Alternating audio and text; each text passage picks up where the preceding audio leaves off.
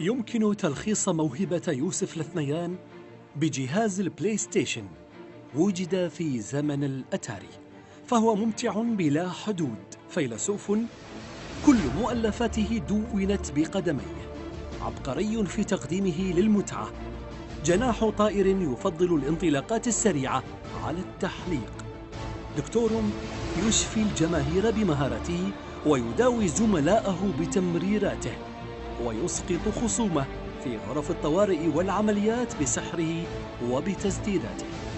يوسف نشأ وتأسس في مدرسة نادي الهلال التي دخلها وهو يحمل شهادة الدكتوراه في فن وإبداع كرة القدم، بعدما كشف فور انضمامه لناشئ الأزرق عن موهبة كبيرة وإمكانات عالية تفوق عمره، ليتنبأ كل من رآه بنجم قادم بسرعة الصاروخ ليزين الهلال في بزوغه حتى يصبح أكثر جمالاً وروعة.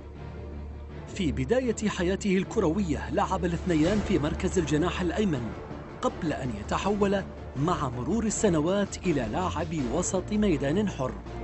لم تزده السنون إلا روعة، ولم تأخذ الأيام منه سوى شعر رأسه، تصبح صلعته علامة مميزة تدل على الخبرة والدهاء والحنكة الكبيرة التي يتمتع بها ويعقوب، أشهر من ارتدى القميص رقم 15 منذ أن عرفت المملكة كرة القدم وحتى يومنا هذا.